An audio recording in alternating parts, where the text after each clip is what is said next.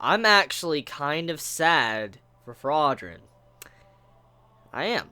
I would be lying if I said I wasn't, because even though he was part of the Ten Commandments, even though he's done a lot of crooked and evil shit,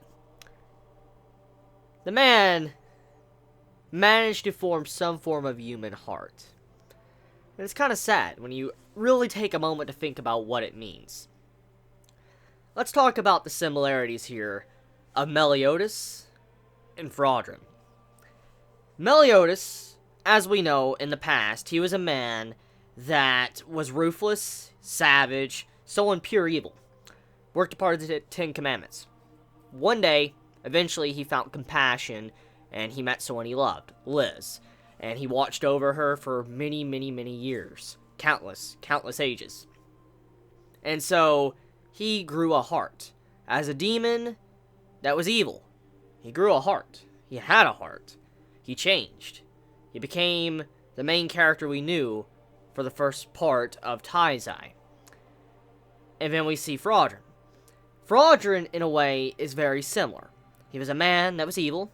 He was a demon. He was ruthless. He was savage. And then, one day, he found someone he cared about, someone he loved. He had a son. Even though it wasn't his real son, he cared for him like a son, and he grew a heart. And then, he changed. And Meliodas just put an end to this man that, in a way, starts off very similar to how Meliodas was. It's tragic. The parallels right now between these two characters, with the beginning of Fraudrin, and how he finally formed a heart, and how Meliodas formed a heart, and how he changed as well. It's just crazy when you think about it like that. And Meliodas killed this man when Meliodas, out of all people, should realize that as a demon, he should sympathize with Fraudrin, realize who Fraudrin is, what type of person he is, and how he's changed now, and how Meliodas was willing to just kill him like that. It just proves a point that Meliodas is very far gone. Just seeing it in this, of how he killed Fraudrin like that, in such a savage way, smiling and being sadistic about it, our old Meliodas is gone. It's not the same Meliodas. I mean, we knew, but just seeing his reaction to Fraudrin, how he killed him like that, killing a man that pretty much was already done. He surrendered. He was done. He's like, kill me. That was very un-Meliodas-like. And that's very un-shonen-like, in a way. I mean, let's take examples, okay? Majority of shonen main male characters, if you think about big, long, ongoing shonen stuff, when it comes to main characters, not all, but a lot of shonen characters tend to save or let their, villains or their opponents go. For instance, let's say there's a big villain, okay? A big villain, a part of an arc or something. The main male character fights this man, beats him down, beats the shit out of him. It's a hard fight. Both sides going back and forth. And eventually you have it to where the main male character stands on top. And sometimes you have it to where the main male character is in a position where he could kill the villain.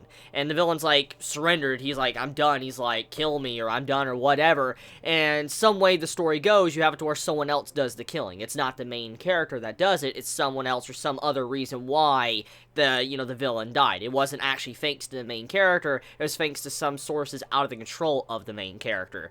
And the way Meliodas put this man down like that, after already surrendering and saying, I'm done, just kill me, that was unshonen-like, and I am proud of Nakaba-sensei for going that route. I'm very proud of that. That makes me happy to see how he's willing to do something like that, and really let us know that this is definitely not the Meliodas we know, but also, this Meliodas is straight up evil. He is an evil son of a bitch. Now, obviously, he does care about Elizabeth still. He still cares about her. He loves her. We've already seen this. But when it comes to everything else, he's on no one else's side. He's only on Liz's side. He's for his own love. So everyone else most likely is free game to him.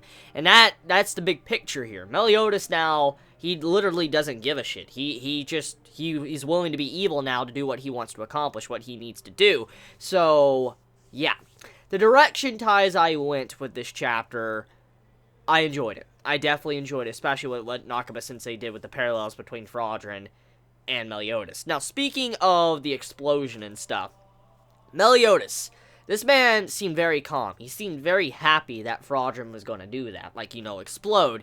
And I started thinking about it. I'm like, okay, so what the fuck is going on here? Like, why does Meliodas seem like he's fine with everything? Like, with Fraudrin charging up, about to blow up the entire, city and all that, the entire land. Why does it seem like Meliodas is fine with that?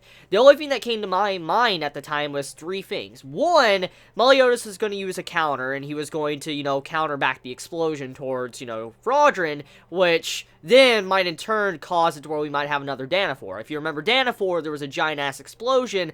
This might be, like, the beginning stage of that, of how Danafor exploded in the first place. Maybe because Fraudrin wanted to completely self-destruct, and maybe something like that happened.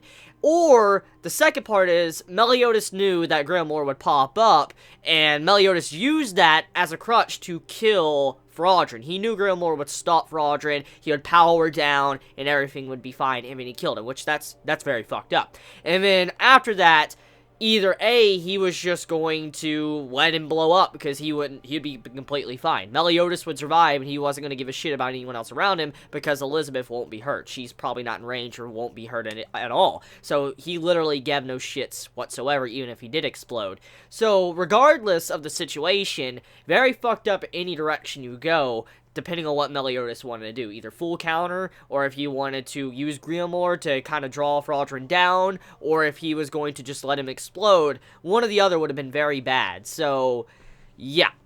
I guess the outcome that was chosen, though, and did manage to come out in the end, was the one with the least casualties. Only Fraudrin had to die. But it's sad, though. To see how he, he thought of, Grimoire as a son. He cared about him, and when he backed down, I'm like, damn, that's sad.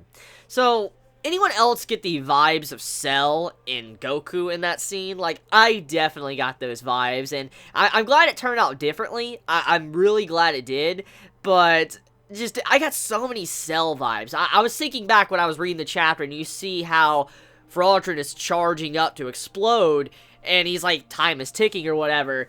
I was thinking of Cell when he was, beefcaking up. This man was just bulking up, and he was about to explode, and then Goku had to step in and use instant transmission. That's what that reminded me of. I'm like, yo, this is like a Goku Cell moment going on right here. I'm like, damn! So, yeah, I like that. I don't know if Nakama Sensei was trying to do something like that to reference that, but regardless, though, I had a lot of fun reading the chapter, and it was a savage chapter, especially with the final page, with Fraudrin getting destroyed in Saitama style. So, let me know your thoughts in the comments below. You'll have a wonderful day or night wherever you live. Please be safe. Chibi out.